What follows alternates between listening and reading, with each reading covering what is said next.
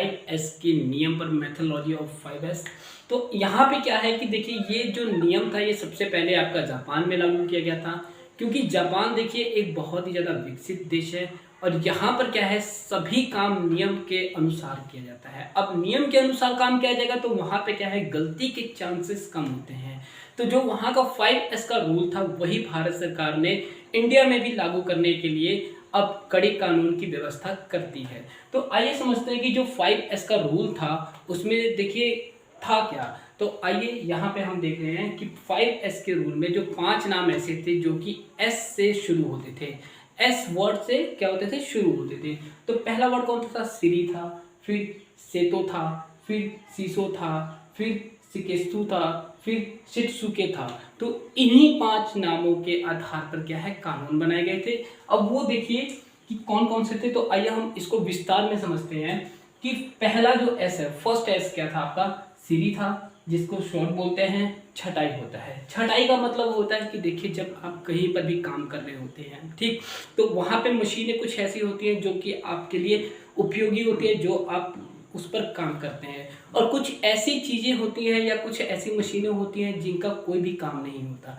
जैसे अगर आप नट की कटाई करते हैं तो उसमें से निकलना वाला बुरादा आपके किसी काम का नहीं होता, उसको क्या है कि अलग उसको रख दिया जाता है, उसकी छटाई अलग कर दी जाती है। इसी प्रकार छटाई के लिए देखिए 2 तरह के कार्ड होते हैं, एक होता है येलो कार्ड होता है, एक होता है आपका रेड कार्ड होता है। जो काम की वस्तुएं हैं उन पर आप क्या करते हैं येलो कार्ड लगा देते हो कि हाँ ये क्या है काम में उपयोगी है। उससे क्या होता है यदि कोई भी व्यक्ति जांच पड़ताल करने आता है कि 5S की व्यवस्था कैसी है, तो वो जब येलो कार्ड को देखेगा तो वहाँ पे उसको इन्फॉर्मेशन मिल जाएगा, उसको सूचना मिल जाएगी कि हाँ ये मशीन क्या है उपयोगी है, अभी इस मशीन पर काम किया जा रहा है।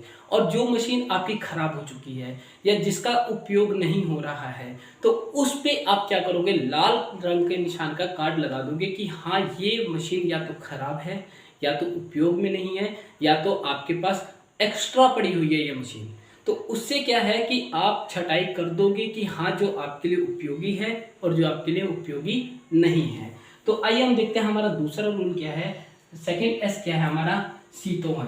तो सीतो में क्या होता है? सेट इन ऑर्डर, सुव्यवस्थित। देखिए सेट इन ऑर्डर सुव्यवस्थित का मतलब है कि अगर आपके पास अधिक मजदूर हैं या अधिक मशीनें हैं तो उनकी व्यवस्था इस तरह से कर देनी चाहिए ताकि एक जगह से दूसरे जगह पर जाने पे क्या है आपको सही समय भी लगे और सही प्रकार की वस्तु भी आपको मिल सके। जैसे देखिए यदि मान लीजिए कोई आपके फर्म में या इंडस्ट्री में क्या है कोई लेबर बीमार पड़ गया है तो उसको दवाई चाहिए, तो दवाई की सुव्यवस्था कहाँ पे होगी? मेडिसिन एरिया में होगी। तो मेडिसिन एरिया जहाँ पे आपने उसके लिए अलग से एक कैबिन बना रखा होगा, उस कैबिन में या तो बॉक्स होगा या तो फर्स्ट एड की आप वहाँ पे सुविधा उपलब्ध करवाएंगे। सुव्यवस्थित का मतलब है यदि मजदूर को पानी पीना है तो पानी पीने के लिए क्या है एक साफ सफाई वाली जगह पे क्या होना चाहिए, पानी पीने की व्यवस्था होनी चाहिए। इसी प्रकार यदि मजदूर को खाना खाना है तो उसके खाना खाने के लिए भी क्या है एक ऐसी व्यवस्था होनी चाहिए जहाँ पर उसको क्या है आराम से खाना खाने में कोई तकलीफ ना उपलब्ध हो। देखिए थर्ड हमारा एस क्या है? सीसो। सीसो का मतलब होता है शाइन। शाइन का मतलब होता है स्वच्छता। आप लोगों ने कई बार देखा होगा हॉस्पिटल्स में गए होंगे तो वहाँ पर भी इस 5S के नियम का उपयोग किया जाता है। देखिए वहाँ पे क्या होता है समय समय पर झाड़ू पोछा साफ सफाई, जो डस्टबिन का कचरा है वो उठाकर क्या किया जाता है साफ सफाई की जाती है, जहाँ पे क्या है स्वच्छता का पालन किया जाता है। यदि किसी ऑफिसर ने अगर 5S के रूल में कमी पाई, स्वच्छता नहीं है, गंदगी फैली हुई है, तो वहाँ पे क्या होता है आपका चालान कर दिया जाता है। ये ज़्यादातर आपके होटल्स वगैरह में भी इस 5S के नियम का पालन किया जाता है। अगर होटल्स में क्या है जो वेस्ट मटेरियल होता है, मान लीजिए सब्जी बनाने के बाद जो कचरा होता है, जो छिलके होते हैं, अगर वो उसको सही समय पर नहीं उसका निवारण करेंगे तो वहाँ पे क्या होता है उनका चालान कर दिया जाता है। 4S क्या है हमारा? सिकेत्सो।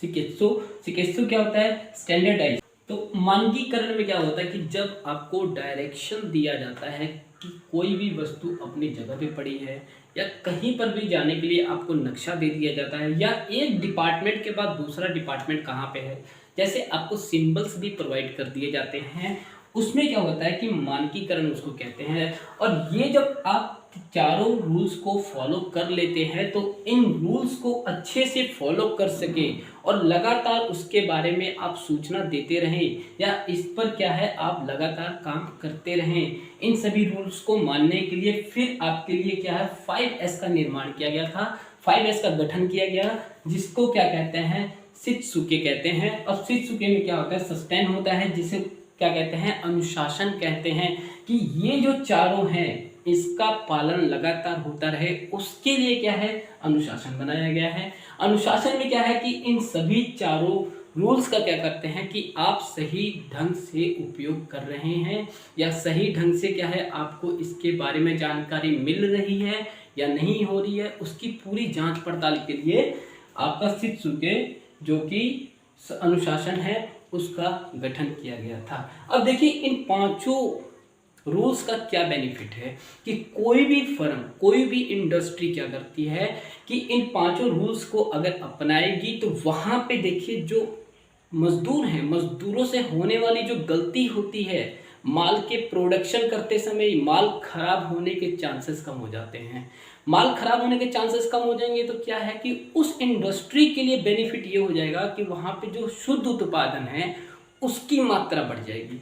अब जब सही ढंग से सही रूप में सही माल तैयार होगा तो उस इंडस्ट्री को क्या है मुनाफा लाभ अधिक होगा। तो ये क्या था कि 5S का जो पूरा निर्माण किया गया था ये जापान में किया गया था, ताकि जापान की देखिए अब व्यवस्था आज भी देख सकते हैं कि वहाँ पे रूल्स एंड रेगुलेशन के प्रति बहुत ही ज़्यादा सख्त नियम है और यही कारण है कि जापान विश्व में सबसे अव्वल दर्जे का एक मार्केट है और उसकी इकोनॉमिक ग्रोथ भी बहुत अच्छी है।